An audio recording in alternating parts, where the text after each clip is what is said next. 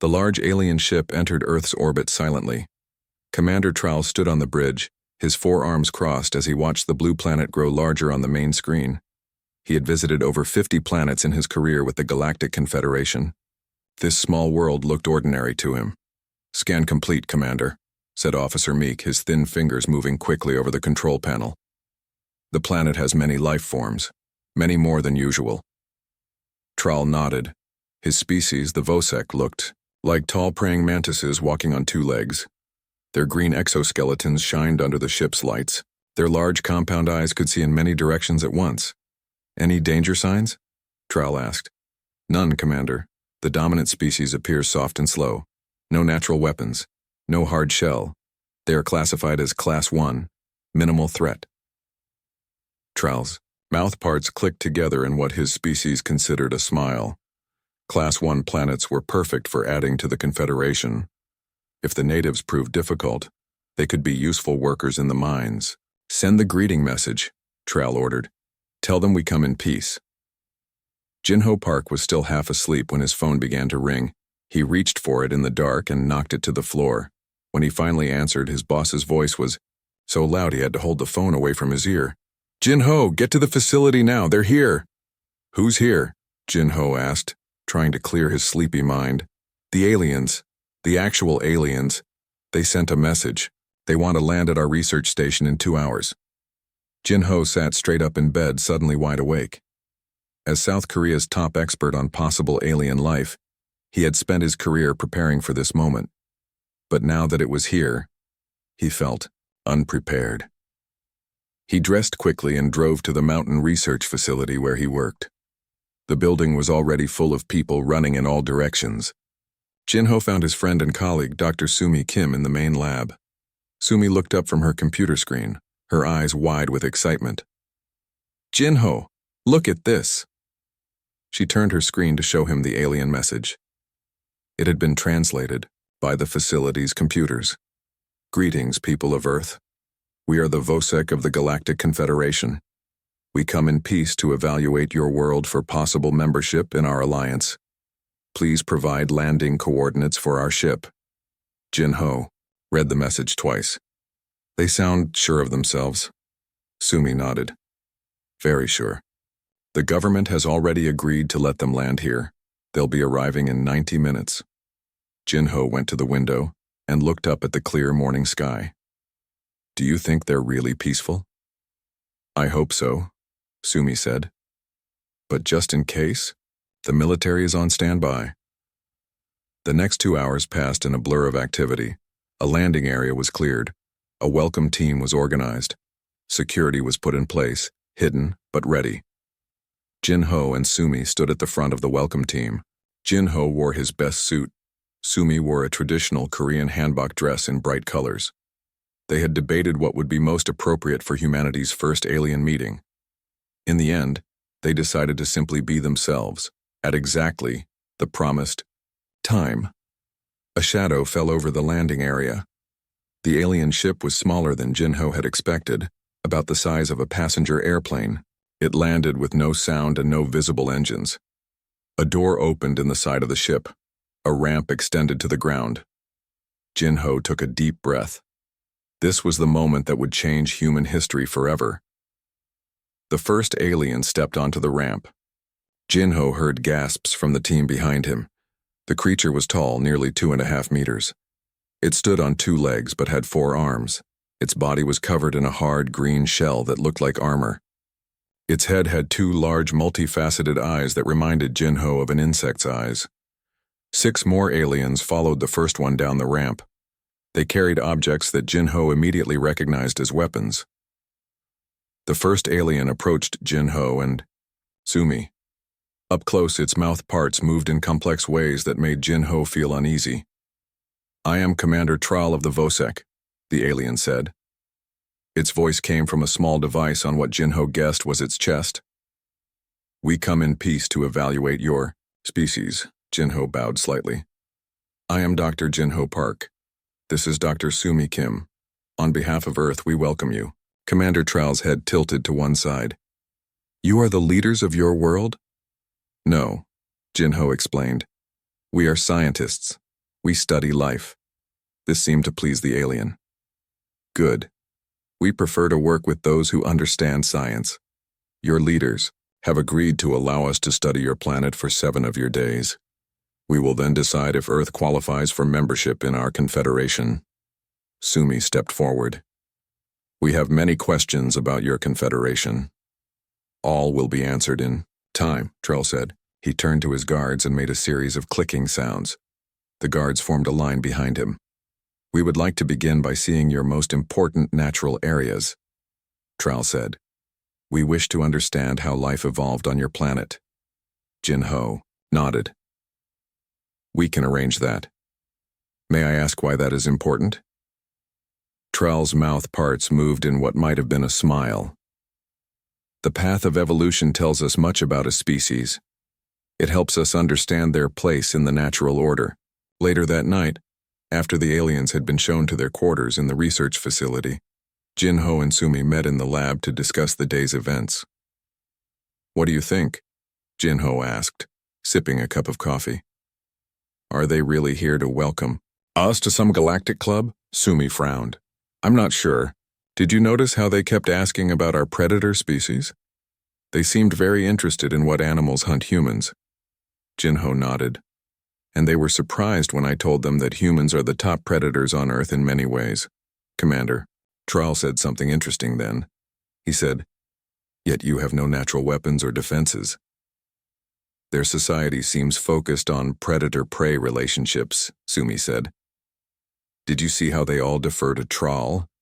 It's like a pack structure. Jin-Ho was about to respond when his phone buzzed. It was a message from security. The aliens are talking among themselves. Our microphones picked it up. They don't know we can hear them. Jin-Ho and Sumi rushed to the security room. The guard on duty played the recording for them. Commander, Trell's translated voice filled the room. This planet is even more perfect than we hoped. The humans are weak. They have no natural defenses. Their technology is primitive. Update the classification to Class 1. Minimal threat. Begin preparations for the resource assessment.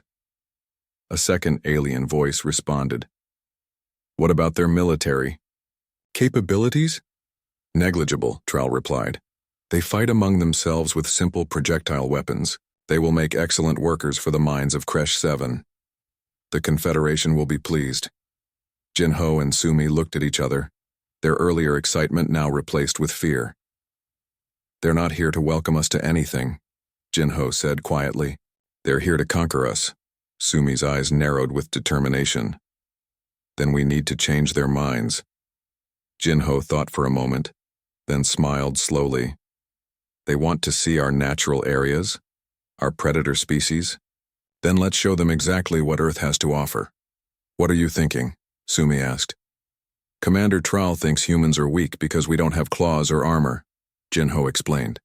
He doesn't understand that on Earth. Even the apex predators need to be careful. Let's take them on a tour they'll never forget. Sumi nodded, understanding in her eyes.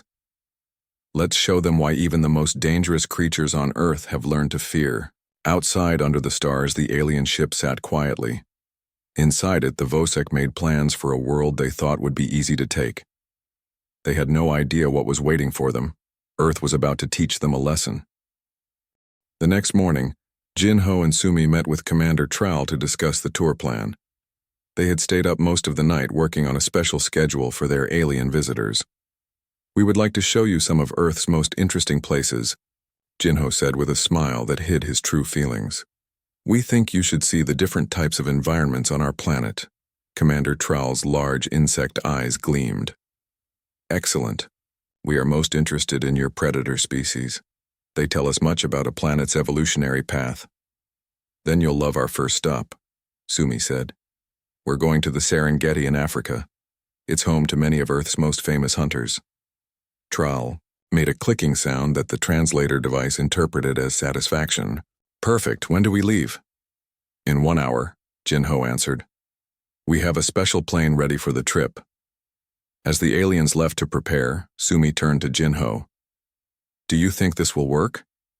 Jin-Ho watched the Vosek walking away. It has to. We Need to show them that Earth isn't as easy to conquer as they think. 6 hours later, their plane landed on a small airstrip in Tanzania. The heat hit them as soon as they stepped outside. The Vosek seemed uncomfortable in the dry, hot air. "Your planet has extreme temperatures," Trell complained, his exoskeleton making soft creaking sounds as he moved. "This is actually quite mild," Jinho said.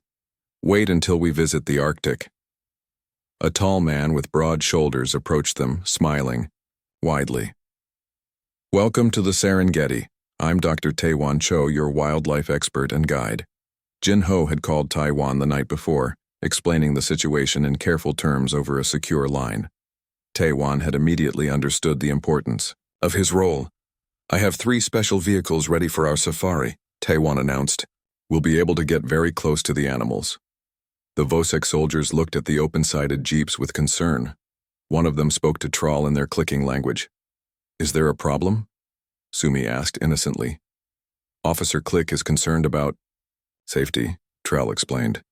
"These vehicles offer no protection," Taewon laughed. "Oh, we'll be perfectly safe. Most animals ignore the vehicles. They don't see them as food." "Most animals?" One of the Vosek guards clicked.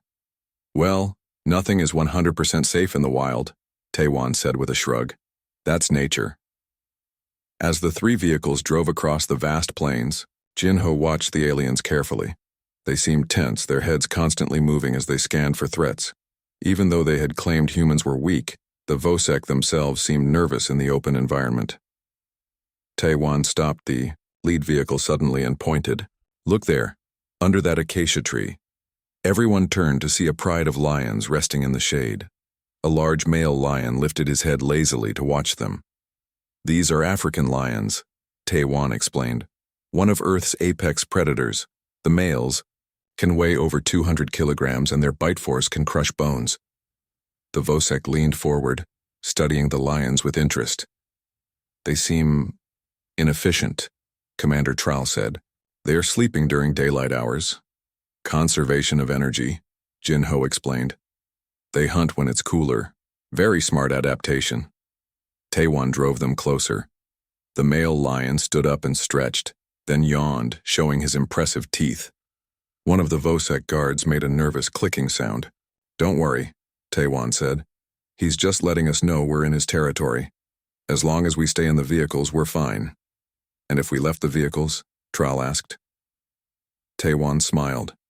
"Then we would become part of the food chain." That evening, they set up camp in a protected area. Large tents had been erected for the humans and aliens. A tall fence surrounded the camp, with lights that would stay on all night. "Is the fence electrified?" Commander Trall asked as they ate dinner. "No," Taewon replied, "but it's tall enough to keep out most predators." "Most?" Trall's mandibles clicked rapidly. "Well, determined lions can jump over 2 meters high, and leopards, even higher. But they rarely bother humans in camps." Jinho hid his smile.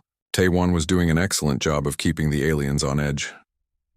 Later that night, Jinho and Sumi pretended to sleep, while secretly listening to the Vosek through a small device Jinho had planted near their tent. "This planet has more aggressive life forms than our initial scans indicated," Trall was saying to his officers.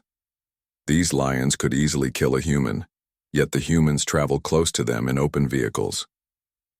"Perhaps the humans have better weapons than we thought," another Vosek suggested. "No," Trall replied. "I examined their guide's weapon. It is a simple projectile device that would barely penetrate our exoskeletons. I believe the humans simply accept higher levels of risk than other species we have encountered." Jinho looked at Sumi and nodded. Their plan was working. The aliens were already seeing Earth differently. A sudden loud crack of thunder made everyone jump. Rain began to pour down, heavy and fast as only happens in Africa. "A storm," Sumi whispered. "Perfect timing." In the darkness beyond the fence, something large moved. The motion sensors triggered and bright spotlights lit up the area. A massive hippopotamus stood just outside the fence, its huge mouth open in what looked like a yawn but revealed frightening teeth. One of the Vosek guards, perhaps trying to prove his bravery, went to the fence to look more closely at the huge animal. I would step back if I were you, Taiwan warned from his tent. Hippos kill more humans in Africa than any other large animal. They're extremely territorial and can run faster than you might think. The Vosek guard ignored the warning, continuing to observe the hippo. In a movement surprisingly fast for such a large animal, the hippo charged the fence. The metal posts bent under its weight. The Vosek guard fired his weapon, but the energy blast seemed to only anger the hippo more. The fence gave way. The Vosek guard tried to run, but the hippo was faster. It caught him in its massive jaws and bit down. The sound of cracking exoskeleton filled the air, followed by a high-pitched alien scream that cut off suddenly. By the time Taiwan and the others drove the hippo away with flares and loud noises, only pieces of the guard remained, scattered across the wet ground. Commander Trall stood in the rain, looking at the remains of his soldier. His mandibles moved slowly as he spoke into his communication device. Update planet classification. Earth is now Class 2, moderate environmental hazards. The life forms here are more dangerous than initially assessed. Jinho and Sumi exchanged looks in the darkness of their tent. It was working, but they needed to push further. Tomorrow we go to the ocean, Jinho whispered. Let's see how they handle sharks. Sumi nodded. And after that, the rainforest. If they think Africa is dangerous, wait until they see what's waiting in the Amazon. Outside, the storm continued, lightning illuminating the vast African plain. In the distance, lions roared, the sound carrying through the rain. The remaining Vosek guards huddled in their tent, suddenly feeling very far from home. Earth was just beginning to show them what real danger looked like. The next morning, everyone was quiet as they boarded the plane. The empty seat where the dead Vosek guard had sat was a clear reminder of what had happened. The aliens kept looking at each other nervously. Commander Trall sat next to Jinho as the plane took off. Where are we going now? He asked. To the ocean, Jinho replied. You said you wanted to see all of Earth's environments. The ocean covers most of our planet. Trall's compound eyes seemed to study Jinho's face. You don't seem upset about losing one of our team members. Jinho chose his words carefully. Death is part of life on Earth. Every day creatures die so others can live. It's the natural cycle. On our world, the strong survive and the weak become food, Trall said. It seems Earth follows the same rule. Jinho smiled. In some ways. But Earth has another rule too. Even the strong must be careful. Their plane landed in Australia 6 hours later. They drove to a harbor where a large research boat waited for them. A man with deeply tanned skin waved to them from the deck. Welcome. I'm Dr. Min-Ho Lee, marine biologist, he called as they boarded. I understand you want to see some of our ocean life? Yes, Commander Trall said. We are particularly interested in your aquatic predators. Min-Ho smiled. Then you're in for a treat. The waters around here are home to some of the most impressive hunters on our planet. As the boat moved away from the shore, Jinho pulled Min-Ho aside and spoke quietly. Did Sumi explain everything to you? Min-Ho nodded. Yes, don't worry. By the time we return to shore, these aliens will have a new respect for Earth. The boat stopped in a beautiful area near the Great Barrier Reef. The water was crystal clear and blue. We'll be diving in groups, Min-Ho announced. The reef is home to thousands of species, including some dangerous ones. Dangerous how? One of the Vosek guards asked. Some fish have poison spines, some coral can burn your skin, and of course there are sharks, Min-Ho explained calmly. Sharks? Trall asked. Large predator fish with multiple rows of teeth, Min-Ho said. They've been hunting in Earth's oceans for over 400 million years. Min-Ho showed everyone how to use the diving equipment. The Vosek seemed uncomfortable with the idea of going underwater, but didn't want to appear afraid. Your species built civilizations on land, Trall noted as they prepared to dive. Yet you visit the water often, why? Min-Ho handed him an air tank. The sea is not our home. We're visitors there, but we're curious about all life on our planet. Curious enough to risk death? Trall asked. Knowledge is worth some risk, Min-Ho replied. The first dive went well. They stayed in a shallow area where colorful fish swam among the coral.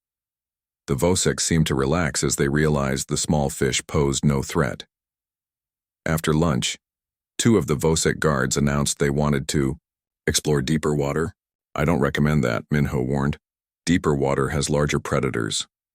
We are armed, one guard said, showing a small energy weapon, and our exoskeletons are strong. Minho looked at Jinho, who nodded slightly. This was exactly what they had hoped would happen. Very well, Minho said, but stay within sight of the boat. The 2 Vosek guards entered the water and swam toward the deeper blue area beyond the reef. The humans and remaining aliens watched from the boat. 20 minutes later, the water's surface erupted in a violent splash. One of the Vosek guards shot to the surface, thrashing wildly. Even from the boat, everyone could see that 3 of his limbs were missing. Help! The guard screamed in his clicking language, which the translator converted. Something attacked us. Minho and 2 crew members quickly lowered a small boat and rescued the injured Vosek. The other guard never surfaced. On the main boat, Minho examined the bite pattern on the wounded alien's exoskeleton. Bull shark, he said calmly. About 3 meters long, judging by the bite radius. Your scan said it was safe to dive there, Commander Trowell shouted, his mandibles clicking rapidly in anger. I said it was safer in the shallow water, Minho corrected him. No place in nature is completely safe. The shark killed one of my guards and nearly killed another, Trowell continued. Why would it attack armed soldiers? Minho shrugged. You entered its territory. It was probably curious. Curious? Trowell's voice rose even higher. It bit off 3 of his limbs. That's how sharks investigate things, Minho explained. They don't have hands. They use their mouths to explore. Commander Trowell turned to his remaining guards. Prepare weapons. We will hunt this shark creature and destroy it. That won't be necessary, Jinho said quickly. And it probably wouldn't work anyway. Why not? Trowell demanded. First, the shark is long gone by now, Jinho said. Second, there are hundreds of sharks in these waters. You can't kill them all. And third, sharks are protected by our laws. You protect these killers? Trowell seemed shocked. We protect all life on Earth, Sumi said, speaking up. Each creature has its place in the balance of nature. Later, as the injured Vosek guard was treated in the boat's medical area, Jinho overheard Commander Trowell speaking to his ship in orbit. Update planet classification again. Earth is now Class 3. Significant environmental hazards. This world is more dangerous than we expected. The dominant species has adapted to live among extremely aggressive predators. Jinho smiled to himself. The aliens were starting to understand. That evening, as the boat returned to shore, Commander Trowell approached Jinho at the rail. Your world is unusual, Trowell said. Most planets we visit have 1 or 2 apex predator species. Earth seems to have hundreds, each specialized for its own environment. Jinho nodded. That's true. Earth has many different habitats, and each has its own set of predators and prey. Yet humans live in all these environments, Trowell observed. How do you survive? We adapt, Jinho said simply. We learn. We respect the dangers around us. Trowell was quiet for a moment. The Confederation usually finds planets where one species has dominated all others. It's the natural order we've observed throughout the galaxy. But Earth doesn't follow this pattern. No, Jinho agreed. Earth is different. Perhaps too different, Trowell said quietly. Perhaps not suitable for the Confederation after all. Jinho looked out at the ocean, hiding his satisfaction. We have one more environment to show you, Commander. The Amazon rainforest. If you want to truly understand Earth, you need to see it. Trowell's compound eyes reflected the setting sun. Is this forest more dangerous than what we've already seen? Jinho smiled. Let's just say it will help complete your assessment of our planet. As the boat docked, Sumi joined them. Are you ready for tomorrow, Commander? The rainforest is waiting. Trowell looked at his remaining guards, now reduced to 4. His mandibles clicked softly as he considered his options. "We will continue the evaluation," he finally said. "But be warned, humans. If we determine your planet is too dangerous, the Confederation may decide it cannot be added to our alliance." "We understand completely," Jinho said, exchanging a quick glance with Sumi. "We just want you to see the real Earth before you make your decision." The real Earth. The Earth where even the strongest creatures had to watch their step. The Earth where humans had learned to live among monsters. The Earth that was about to teach the Vosek their most important lesson yet. The flight to Brazil was tense. The Vosek aliens sat close together, their compound eyes constantly moving, watching for threats even inside the safe airplane. They had lost 2 of their team members already, and they had only seen 2 of Earth's environments. Jinho watched them with hidden satisfaction. The aliens who had come to evaluate Earth as an easy conquest were now the ones being evaluated. And they were failing the test. Sumi sat next to Jinho and spoke softly. "Do you think they've learned enough yet?" Jinho shook his head. "Not quite. Commander Trowell still thinks his technology makes him superior. The rainforest will show him. Otherwise." When they landed in Brazil, a small man with a friendly smile met them at the airport. He wore practical outdoor clothes and a wide hat. "Welcome to the Amazon. I'm Dr. Junseo Park," he said, shaking hands with the humans and nodding to the aliens. "I'll be your guide in the rainforest." Commander Trowell stepped forward. "This forest environment, is it large?"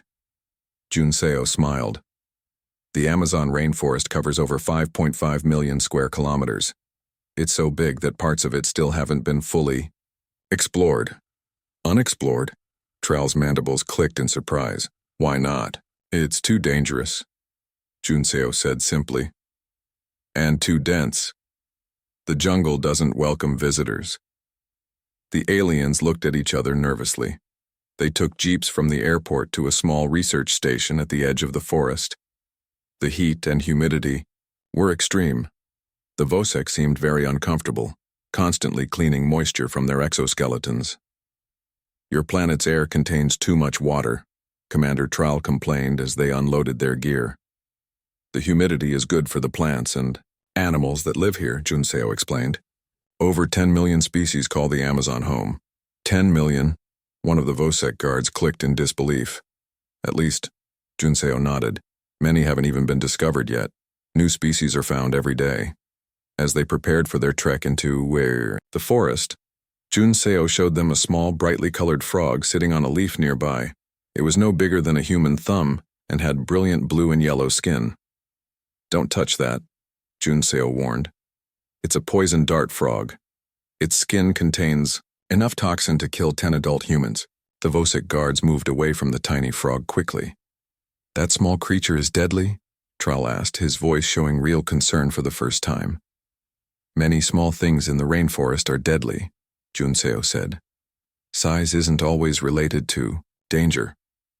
Jinho noticed how the commander's confidence seemed to be fading. This was exactly what they had planned. As they walked into the forest, the light changed. The thick canopy of trees blocked most of the sun, creating a green, shifting world of shadows.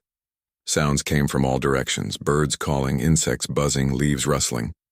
"Stay on the path," Junseo instructed. "And watch where you step. Some snakes are very well camouflaged." "Snakes?" asked a Vosek guard. "Reptiles without legs," Junseo explained. "Many are venomous. Their bite can paralyze or kill." The aliens began to walk with extreme care, their heads swiveling constantly.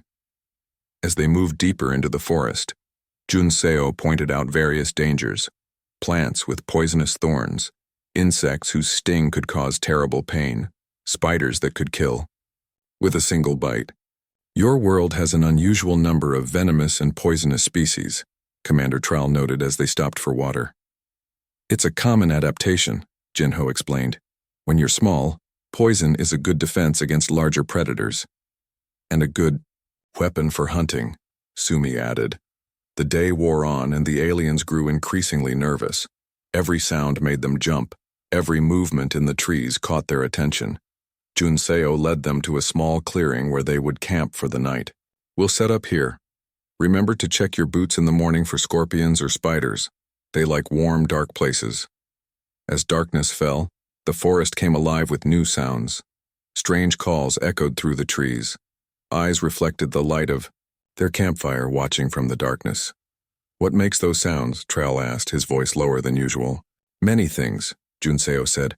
Monkeys, birds, insects, and jaguars. Jaguars? Large predatory cats. Similar to the lions you saw in Africa, but jaguars climb trees. They hunt from above. Very silent, very strong. The aliens moved closer to the fire. Later that night, Jinho suggested they take a short walk to see the nocturnal life of the forest. Junseo had prepared special paths with hidden surprises along the way. It's not safe, Commander Trowell protested. We'll stay together and use strong lights, Jinho assured him. Junseo knows the safe paths. Reluctantly, the aliens agreed to join the night walk. Junseo led them along a narrow trail, his flashlight illuminating the path ahead. The forest at night is a different world, he explained. Many predators. Hunt now. As if on cue, a deep growl came from the darkness to their right. One of the Vosek guards raised his weapon nervously. What was that? He clicked. Probably a jaguar, Junseo said calmly. They're curious about us. The group continued, but now the aliens were clearly terrified. Their heads turned at every sound. Their weapons were always ready. Suddenly, something large and dark dropped from a tree above them. It landed directly on one of the Vosek guards, who screamed in terror. The other aliens fired their weapons wildly, but the dark shape dragged the guard into the underbrush with incredible speed. The scream stopped abruptly. Jaguar, Junseo said, shining his light toward where the guard had disappeared. They have the strongest bite of any big cat. Can crush a turtle shell or a skull with one bite. We must go back, Trowell ordered, his voice shaking. This planet is too dangerous. As they turned to hurry back to camp, another guard stepped off the path and onto what looked like solid ground. Immediately, he began to sink into what was actually a deep mud pit. Quicksand, Junseo shouted. Don't move. But the alien panicked, thrashing wildly. He sank faster, his heavy exoskeleton pulling him down. The others tried to reach him, but he disappeared beneath the surface in seconds. Back at camp, Commander Trowell was furious. You said this path was safe. I said Junseo knows the safe paths, Jinho corrected. You should have stayed closer to him. Trowell's compound eyes seemed to glow with anger in the firelight. In less than 3 Earth days, we have lost 4 soldiers to your planet's creatures. Nature doesn't care about your weapons or your technology, Sumi said. On Earth, everything must adapt or die. Later that night, as the humans pretended to sleep, they overheard Trowell speaking to his ship again. Earth is now classified as Class 4, high environmental threat. This planet is a death trap. Every environment contains multiple lethal hazards. The dominant species has somehow adapted to survive among these dangers. We must reconsider our evaluation. Jinho smiled in the darkness. One more day, one more revelation, and the Vosek would leave Earth alone forever. The next morning, the humans and the 2 remaining Vosek aliens left the Amazon quickly. No one wanted to stay another night in the rainforest. Commander Trowell had barely spoken since losing 2 more of his guards. His compound eyes seemed dimmer, his movements less confident. Jinho watched the alien commander with satisfaction. The plan was working even better than he had hoped. The Vosek were learning that Earth was not a planet they could easily conquer. Their plane took them back to South Korea, to the mountain research facility where the aliens had first landed. Jinho arranged for one final demonstration before the Vosek left Earth.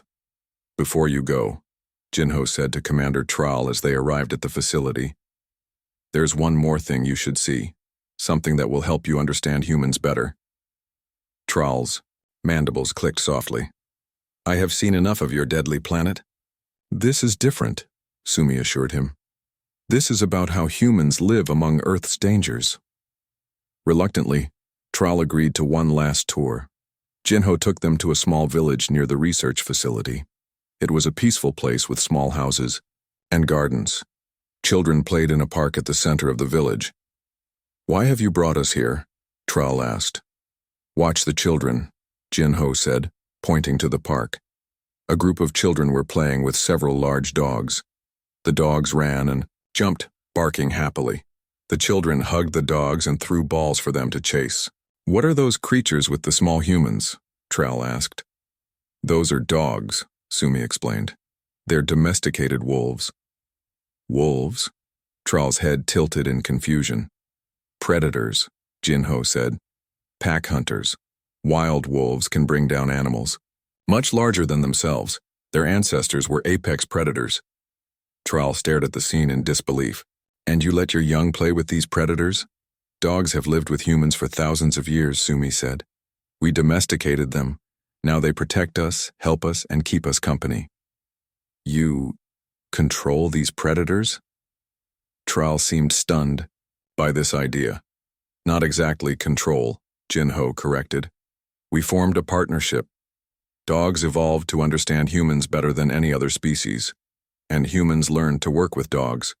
One of the children called her dog, who immediately ran to her side.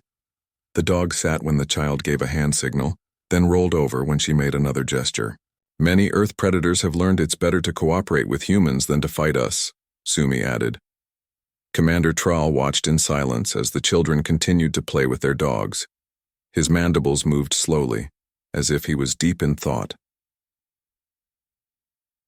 Later, that day, in the main meeting room of the research facility, Commander Tral requested a final meeting with Earth's representatives. Jin-Ho, Sumi, and several world leaders gathered to hear the Vosek's assessment. Tral stood before them, his exoskeleton clean and polished. His last remaining guard stood behind him. We have visited thousands of worlds across the galaxy, Tral began, his translator conveying a tone of unusual respect.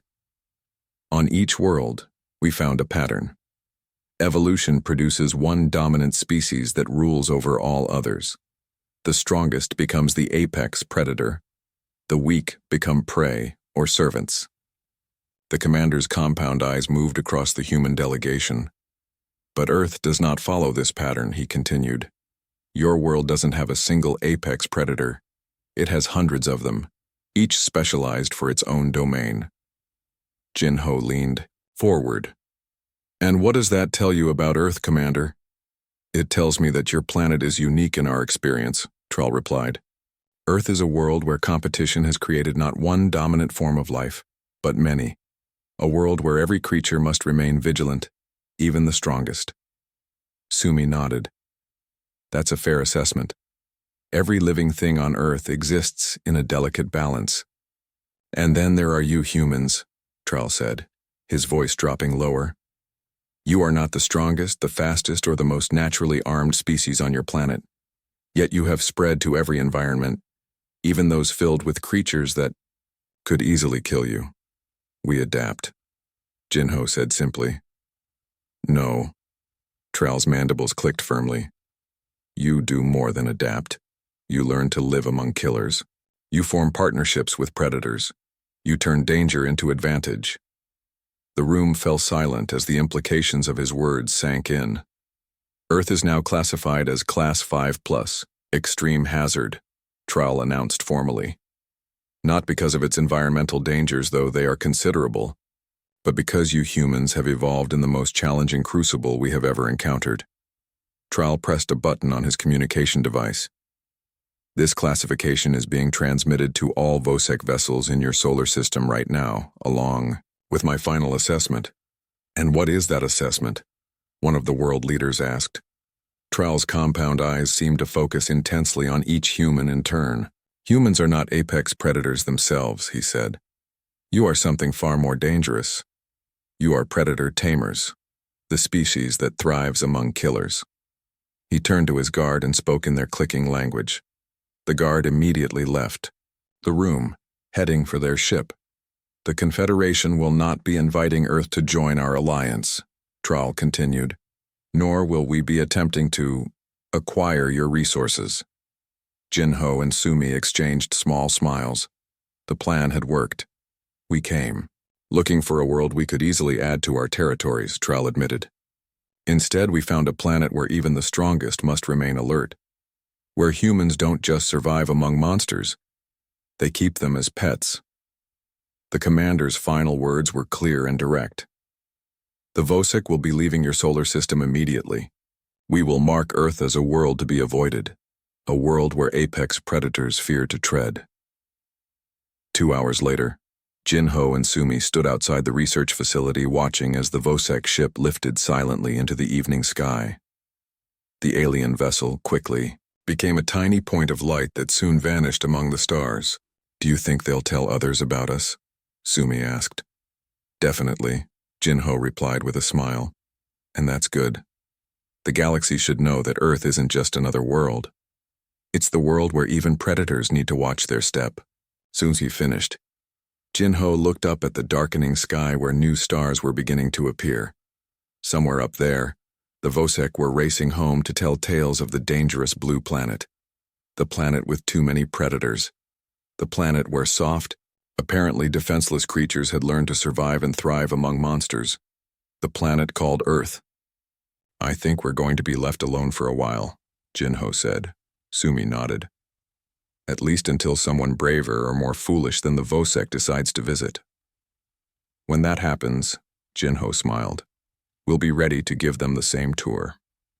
Together, they walked back toward the facility. Behind them, a wolf howled in the distant mountains, its cry echoing across the valley like a warning to the stars. Earth was not a world to be conquered. It was a world to be feared. And now the galaxy knew. The end.